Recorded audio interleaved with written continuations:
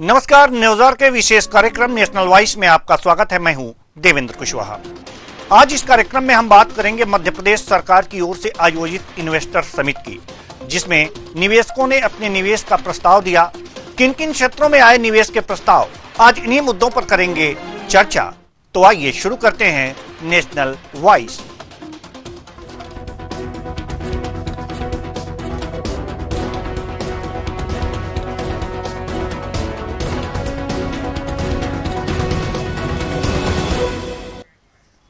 मध्य प्रदेश सरकार ने 24 और 25 फरवरी 2025 को भोपाल में ग्लोबल इन्वेस्टर समिट GIS 2025 का आयोजन किया, जिसका उद्देश्य राज्य में निवेश को प्रोत्साहित करना था। समिट के माध्यम से राज्य सरकार निवेशकों को नई नीतियों के तहत उपलब्ध अवसरों और प्रोत्साहनों के बारे में जानकारी दी, जिससे रिकॉर्ड तोड़ निवेश के प्रस्ताव आए, जिससे मध्य प्रदेश के विकास को गति मिलेगी। आज इन्हीं निवेशों पर करेंगे चर्चा। तो आइए शुरू करते हैं GIS में क्या खास।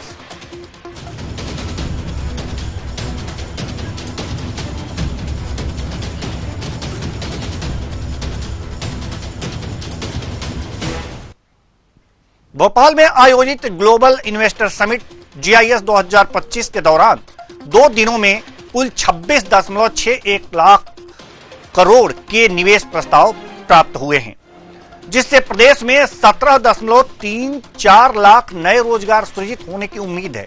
समिट के पहले दिन विभिन्न क्षेत्रों से 22,50,657 करोड़ के निवेश प्रस्ताव मिले, जो 13,43,468 नौकरियों के अवसर प्रदान करेंगे। मुख्यमंत्री डॉक्टर मोहन यादव ने बताया कि इस समिट के साथ 7 रीजनल इंडस्ट्री कॉन्क्लेव को मिलाकर प्रदेश में अब तक कुल 30,77,000 करोड़ के निवेश के समझौते ज्ञापन यानी कि MOU हस्ताक्षरित हुए हैं। भोपाल में आयोजित ग्लोबल इन्वेस्टर समिट GIS 2025 के दौरान विभिन्न क्षेत्रों में निवेश प्रस्ताव प्राप्त हुए हैं, जो प्रदेश में रोजगार के नए अवसर सृजित करेंगे। आइए जानते हैं कि किन किन क्षेत्रों में ये निवेश प्रस्ताव यहां पर मिले हुए हैं। तो आप देख सकते हैं, इसे फुल स्क्रीन दिखाइए।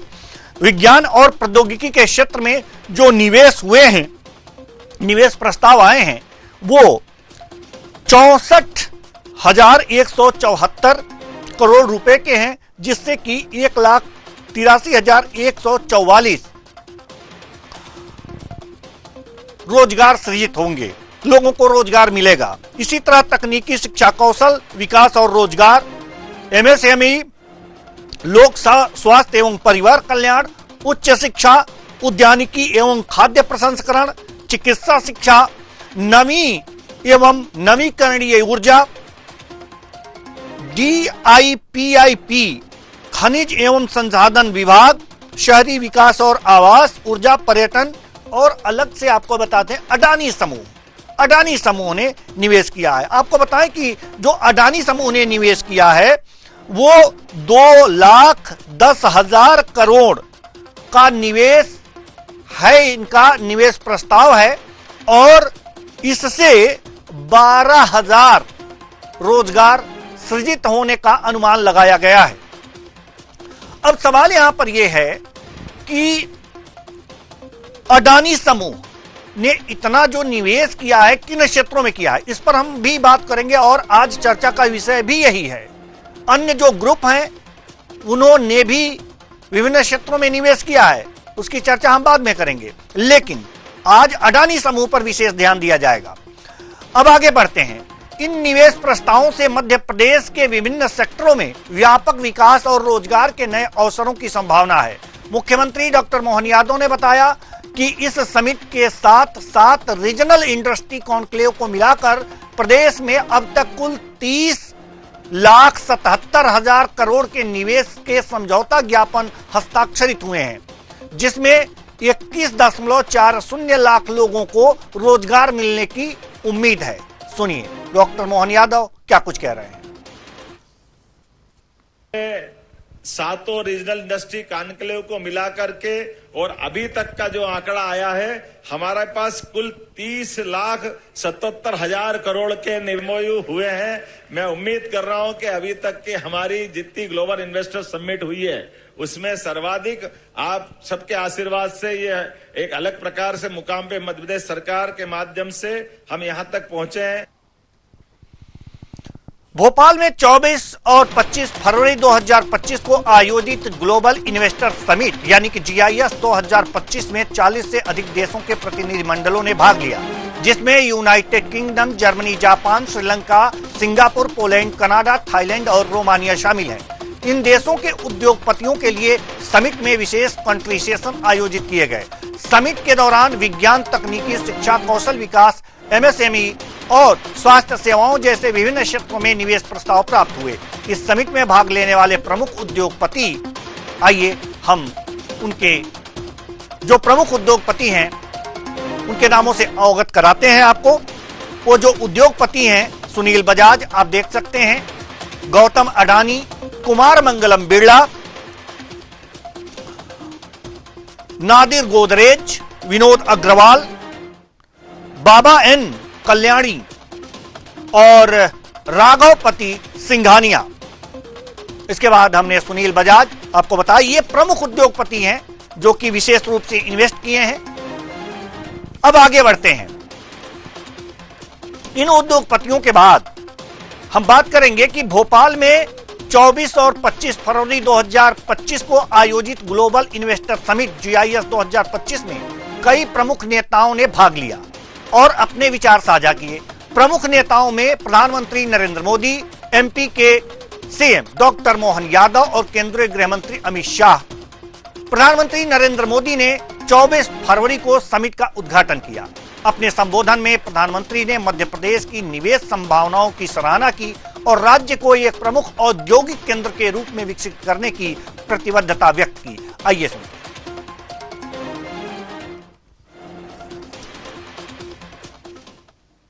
पॉपुलेशन के हिसाब से भारत का 5th लार्जेस्ट स्टेट है। MP एग्रीकल्चर के मामले में भारत के टॉप के राज्यों में है। मिनरल्स के हिसाब से भी MP देश के टॉप 5 राज्यों में है। MP को जीवनदायिनी मां नर्मदा का आशीर्वाद भी प्राप्त है। MP में हर वो संभावना है, हर वो पोटेंशियल है जो MP को GDP के हिसाब से भी देश के टॉप 5 राज्यों में ला सकता है। साथियों, बीते 2 दशकों में मध्य प्रदेश ने ट्रांसफॉर्मेशंस का नया दौर देखा है। दूसरे नेता MP के मुख्यमंत्री डॉक्टर मोहन यादव थे, जिन्होंने इस समिट का आयोजन किया और निवेशकों का स्वागत किया। उन्होंने राज्य में कृषि, खाद्य प्रसंस्करण, कपड़ा, खनन, IT, ITES, भंडारण और लॉजिस्टिक, वाहन, दवा और फार्मास्यूटिकल, रक्षा और वैमानिकी, नवीकरणीय ऊर्जा, शहरी विकास और पर्यटन जैसे प्रमुख क्षेत्रों में निवेश को प्रोत्साहित करने पर जोर दिया। सुनिए।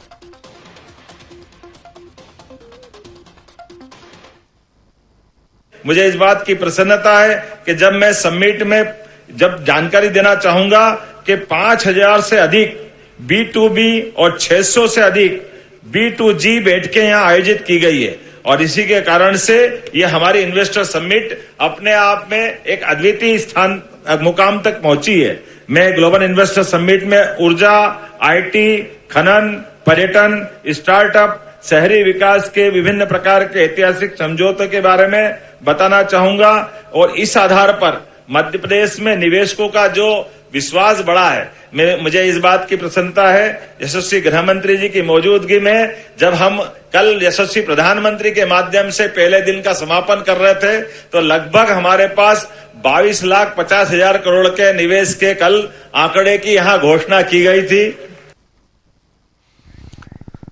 अब बात करेंगे तीसरे प्रमुख नेता की। केंद्रीय गृह मंत्री सहकारिता मंत्री अमित शाह ने समिट के समापन समारोह में भाग लिया और अपने विचार प्रस्तुत किए। उन्होंने मध्य प्रदेश की विकास यात्रा की प्रशंसा की और निवेशकों को राज्य में निवेश के लिए प्रोत्साहित किया।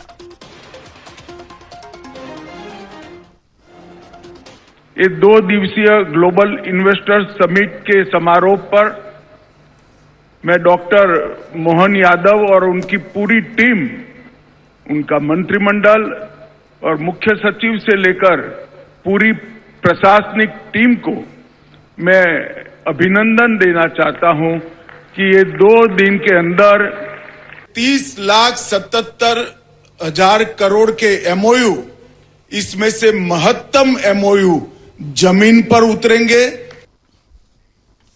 अडानी ग्रुप ने राज्य में 2.10 लाख करोड़ रुपए इन्वेस्ट करने की घोषणा की। अडानी ग्रुप के चेयरमैन गौतम अडानी ने इसकी घोषणा की थी।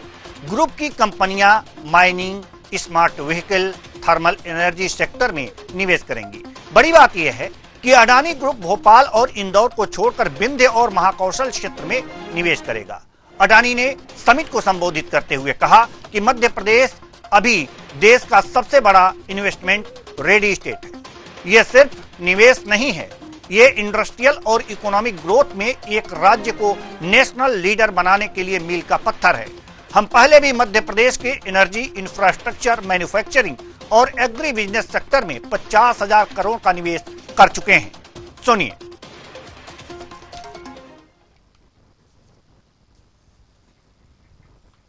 Honorable Chief Minister, your administration's focus on an ease of doing business and an infrastructure development has made Madhya Pradesh one of India's most investment-ready state. The projected GSDP of over rupees 15 lakhs crore in FY25 is a testament to our pro-business vision and a commitment to growth.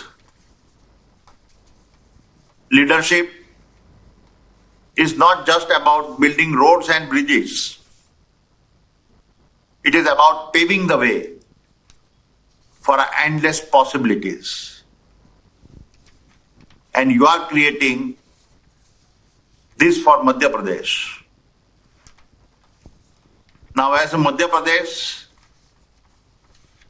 takes this leap forward, the Adani Group is proud to stand besides you. A new investment of over rupees 1,10,000 crore in the areas of a pump storage, cement, mining, smart meters. आइए जानते हैं कि Adani group ने निवेश के लिए विंध्य और महाकौशल क्षेत्र को क्यों चुना है। आज इसी मुद्दे पर हम चर्चा करेंगे। चर्चा के लिए हमारे साथ जो मेहमान जुड़े हुए हैं उनसे आपका परिचय करा दें। हमारे साथ मनीष अग्रवाल जी, राजनीतिक विश्लेषक, जुड़े हुए हैं। बहुत बहुत स्वागत है आपका हमारे इस कार्यक्रम में। बड़ी देर बाद हम आपके पास आ पहुंचे, चूंकि कुछ ज्यादा ही दर्शकों को बताना था कि इसमें क्या कुछ हुआ, कितने इन्वेस्ट हुए, किसने क्या कहा। हालांकि अडानी ग्रुप ने विंध्य और महाकौशल क्षेत्र में निवेश की बात कही है, लेकिन वो मध्य प्रदेश का पिछड़ा क्षेत्र माना जाता है। कारण क्या है, हम आपसे समझना चाहते हैं कि इस बड़े उद्योगपति ने, बिजनेसमैन ने उस पिछड़े इलाके में निवेश करने की सोची है। पहले तो मैं मध्य प्रदेश की सरकार को बधाई देना चाहता हूं इतना अच्छा GIS समिट ऑर्गेनाइज करने का, और मुझे भी उसमें शामिल होने का मौका मिला। बहुत अच्छा इंतजाम था, बहुत अच्छी प्रोसेस थी। दूसरे, अब हम इस जिक्र पे आते हैं कि पिछड़े क्षेत्रों में क्यों। तो जो पिछड़े क्षेत्र है, जब आप उन्हें आगे लाओगे, अर्थव्यवस्था से जोड़ोगे, तभी सर्वांगीण विकास होगा। अगर विकास भोपाल और इंदौर का होगा तो फिर मध्य प्रदेश का विकास कैसे होगा। जैसे अदानी जी ने वहां पे पंप स्टोरेज सोलर एनर्जी की बात करी है, ये नया कंसेप्ट है, क्योंकि ऐसा देखा जाता है कि सौर ऊर्जा जब दिन में ज्यादा हम इकट्ठी करते हैं लेकिन दिन में उसका इस्तेमाल कम होता है। ये चीज उत्तर प्रदेश में भी है। शाम को जब इस्तेमाल बढ़ता है तो हमें एनर्जी की जरूरत बढ़ती है, उस समय सौर ऊर्जा उपलब्ध नहीं होती, तो फिर हमें और राज्यों से बिजली बाहरी दामों पे क्रय करनी पड़ती है और जनता को एक निर्धारित व्यवस्था के रूप में जो दाम तय है उसमें देनी पड़ती है। लेकिन पम्प्ड सौर ऊर्जा पे जो बात हो रही थी, पम्प्ड स्टोरेज, अगर सौर ऊर्जा बनेगी तो क्या स्टोर हो जाती है, पानी का फॉल इतने ऊपर ले जाया जाता है कि जब शाम को जरूरत होती है वो बिजली प्रोड्यूस होती है तो वो एक्स्ट्रा भी होती है और थोड़ी ज्यादा भी होती है। इससे क्या है, प्रदेश आत्मनिर्भर होता है। जो मध्य प्रदेश की पॉलिसी मुझे देखने को मिली है वेयर हाउसिंग एंड लॉजिस्टिक्स में, वो बहुत सराहनीय कार्य है। भारत की जितनी भी वेयर हाउसिंग और लॉजिस्टिक की कंपनीज हैं वो कह रही हैं कि मध्य प्रदेश में हमें जिस रेट पे लैंड मिल रहा है उस रेट पे लैंड पूरे भारत में नहीं मिल रहा, क्योंकि जब warehousing and logistics industry grow करती है तो सर्वांगीण विकास होता है। क्योंकि अगर आप अपनी चीजों को अच्छे से रख पाओगे, सही समय पे इस्तेमाल कर पाओगे, वो खराब नहीं होंगी, तो लोगों को सही समय पे उपलब्ध होंगी। तो वेयर हाउसिंग, लॉजिस्टिक और एनर्जी सेक्टर में जो काम हो रहा है ये मूलभूत प्रदेश के ढांचे को आगे ले जाता है। बाकी वहां पे सीमेंट की इंडस्ट्री बहुत अच्छी आ रही है, क्योंकि इंफ्रास्ट्रक्चर का डेवलपमेंट जब होता है, रोड्स, हाईवे, टाउनशिप्स बनती है, तो हमें स्टील और सीमेंट की ज्यादा जरूरत होती है। बाकी मैं प्रधानमंत्री जी के संबोधन में अभी सुन रहा था कि वहां पे मिनरल्स और ओर्स में वो टॉप 5 में है इंडिया में। तो मिनरल्स और ओर्स एक ऐसी चीज है ना कि उसकी एक्सट्रैक्शन की प्रोसेस तो थोड़ी टफ होती है, लेकिन अगर आप उन चीजों को एक्सप्लोर करने लगो और लोग उस पर काम करने लगे तो राज्य को वो विकास मिलता है। राज्य उस एनर्जी को भी टैप नहीं कर पा रहा था, राज्य के पास वो रिसोर्सेज नहीं होते कि राज्य उन मिनरल और रिसोर्सेज को निकाल के अपने राज्य के उपयोग में ला पाए और देश के उपयोग में ला पाए। लेकिन जब इस तरीके के प्राइवेट इन्वेस्टर्स रिलायंस और अदानी के तरीके के आते हैं तो इनके पास वो रिसोर्सेज, वो टेक्निक्स मौजूद हैं कि कैसे ये ढूंढेंगे कि ये कहाँ मिलेगा और फिर उसका क्या बेहतर उपयोग करेंगे। तो मुझे लगता है ये इन्वेस्टर समिट नाम की चीजें जो है ये साल में एक बार जरूर होनी चाहिए, क्योंकि देशों को भी जोड़ती है, सरकार को भी जोड़ती है, नीतियों को भी जोड़ती है। अगर आपकी नीतियों में कोई करेक्शन चाहिए तो वो इनपुट्स भी यहाँ पे मिल जाते हैं। आपकी जो नीतियां अच्छी हैं, जब आपको उस पर निवेशकों का फीडबैक मिलता है और निवेशक आते हैं तो आपको ये लगता है कि हमारी ये नीतियां अच्छी है, जिन नीतियों पे नहीं आ रहा उन नीतियों पे काम करने की जरूरत है। और मैं एक आपके इंटरव्यू में सीएम साहब को सुन रहा था जिसमें वो कह रहे थे कि आप आइए तो मुझे बताइए क्या करना है। जब प्रदेश का मुख्यमंत्री इस तरीके से निवेशकों को आमंत्रित करता है तो उनका मनोबल बढ़ता है, क्योंकि उन्हें लगता है हमारा पैसा जो है सेफ हाथों में जा रहा है। तो मध्य प्रदेश की सरकार ने जिस तरीके से निवेशकों की हैंड होल्डिंग करी है, उन्हें बुलाया है, उनकी समस्याओं को सुना है, उन्हें आगे बढ़ के सुविधाएं प्रदान करी है, मुझे लगता है अगले कुछ सालों में मध्य प्रदेश जो है इन्वेस्टमेंट, निवेशकों की, रोजगार की नई ऊंचाइयां छुएगा। जी, जैसा कि हम लोग विंध्य और महाकौशल क्षेत्र की बात कर रहे हैं तो ऐसा भी हमें सुनने में आया है कि विंध्य क्षेत्र में खनिज संपदा ज्यादा है, तो क्या जो अडानी ग्रुप है वो खनिज संपदा की ओर उसका ध्यान है?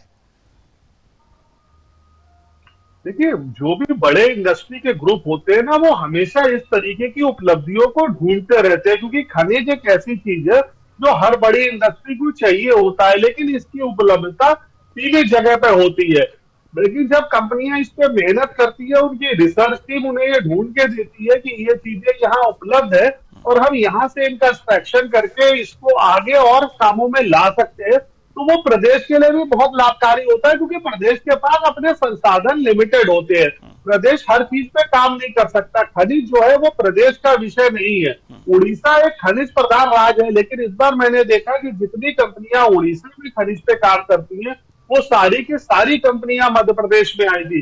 वेदांता ग्रुप भी बड़े स्तर पे, अनिल अग्रवाल जी का ग्रुप है, वो भी बहुत काम करता है इस पे, खनिज संपदा पे। क्योंकि देखिए, खनिज से हमें क्या है ना, सीमेंट बनता है, स्टील बनता है, आयरन ओर बनता है। इंफ्रास्ट्रक्चर का जब विकास होता है ना, तो प्रदेश का अपने आप सर्वांगीण विकास होता है, क्योंकि जब आप हाईवे पुल्स का एक नेटवर्क बना के छोटे शहरों को, बड़े शहरों को, गांव को जोड़ोगे, जब लोगों का चलना सुगम होगा तो वो और विकास में आपको दिखता है। इंफ्रास्ट्रक्चर के विकास से सिर्फ निवेश ही नहीं आता, लोगों का स्वास्थ्य अच्छा होता है, लोग अस्पताल जल्दी पहुंचते हैं, शहर पढ़ाई के लिए अच्छे जल्दी पहुंचते हैं, ऐसी बहुत सी चीजों का बदलाव आता है। तो मुझे लगता है कि अदानी ग्रुप जो खनिज पे काम कर रहा है छोटे शहरों में, उससे आगे आप देखिएगा कि ये छोटे जिले जो है भोपाल और इंदौर की तरह मध्य प्रदेश के नए जिले बन के उभर के आएंगे, और वहां के लोगों को पता चलेगा कि उनके जिलों की क्या कैपेसिटी थी जो अब तक यूटिलाइज नहीं हो रही थी, लेकिन मोहन यादव जी के कुशल नेतृत्व में वो सामने निकल के आएगी। एक चीज और हम जानना चाहते हैं कि विंध्य का जो क्षेत्र है वो यूपी से सटा हुआ है, और अगर मजदूरों की बात करें तो यूपी बिहार के मजदूर काफी हर जगह फैले ही रहते हैं। तो क्या लगता है कि अगर जो यहाँ पर अडानी ग्रुप अपना उद्योग स्थापित करेगा और निवेश कर रहा है, तो दूसरे राज्यों के मजदूरों को भी यहाँ पर काम मिलेगा? बिल्कुल काम मिलेगा, कुशल कारीगरों को काम मिलेगा, और काम के साथ क्या मिलेगा ना, टेक्नोलॉजी का ये भी होता है। आज आप देखिए हर प्रदेश में डबल इंजन की सरकार कही जाती है, जैसे मध्य प्रदेश और सेंटर में है, लेकिन मुझे लगता है बीजेपी शासित और राज्य जैसे उत्तर प्रदेश और बिहार है, जब ये और राज्यों के संग मिलकर काम करते हैं तो दोनों राज्यों की प्रोग्रेस होती है, अर्थव्यवस्था में बदलाव आता है। क्योंकि अदानी ग्रुप उत्तर प्रदेश में भी काम कर रहा है और मध्य प्रदेश में भी काम कर रहा है, तो वो लोग टेक्नोलॉजी भी एक्सचेंज करते हैं, मैन पावर भी एक्सचेंज करते हैं, और विकास भी एक्सचेंज करते हैं। रोजगार के जो बैरियर्स है वो खत्म होते हैं, जो लैंग्वेज के बैरियर्स है वो खत्म होते हैं, और जो चीज एक राज्य में हो रही है उसको दूसरे राज्य में एक्सटेंड करके स्थापित करना बहुत आसान काम होता है। इसीलिए आज इन इन्वेस्टर समिट से क्या होता है कि राज्य के मुख्यमंत्री ये कहते हैं कि आप हमारे राज्य में नया प्लांट तो लगाए आसपास के राज्यों में जहां आपका कोई प्लांट चल रहा है और आप उसकी एक्सटेंडेड यूनिट लगाना चाहते हैं, क्योंकि वहां पे अब आपको जमीन नहीं मिल पा रही, उस तरीके का निवेश भी राज्यों में आता है। अगर इंफ्रास्ट्रक्चर यूपी में अच्छा बन रहा है और मध्य प्रदेश में सीमेंट का प्लांट लगेगा, तो मध्य प्रदेश से उसे लाके यूपी में कंज्यूम करना आसान होगा। अगर आप साउथ से लाओगे तो बहुत महंगा पड़ेगा। तो बड़ी ऑर्गेनाइजेशन अदानी जैसी ये भी देखती है कि अगर हमें उत्तर प्रदेश में कोई चीज चाहिए और उत्तर प्रदेश में इस समय वो उपलब्ध नहीं हो पा रही, तो आसपास के राज्य जैसे मध्य प्रदेश जैसे राज्य हैं वहां पे इसकी इंडस्ट्री लगाते हैं और वहां से लाके इसे यहाँ उपयोग करते हैं। और उत्तर प्रदेश में हम क्या ऐसा कर रहे हैं जो हम मध्य प्रदेश ला सकते हैं, जिससे हम उसके विकास में ज्यादा काम कर सके। तो आपस में एक दूसरे का एक्सचेंज भी होता है, बॉर्डर राज्यों का होने का ये भी फायदा होता है। जी, अब चूंकि समय इजाजत नहीं देता कि इस चर्चा को और आगे बढ़ाएं, अगली कड़ियों में हम फिर आपको आमंत्रित करेंगे। बहुत बहुत धन्यवाद हमसे बातचीत करने के लिए, इतनी अच्छी जानकारी और विश्लेषण करने के लिए।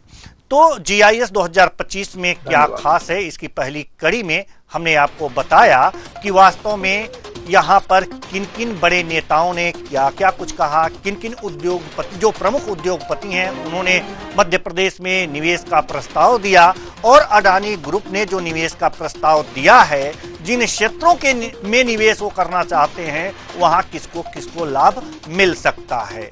अगली कड़ियों में और भी उद्योगपतियों के बारे में बताएंगे, और साथ ही जो पिछले इन्वेस्टर समिट हैं उनका भी तुलना करेंगे। तो फिलहाल इस कार्यक्रम में इतना ही, मुझे दीजिए इजाजत, नमस्कार।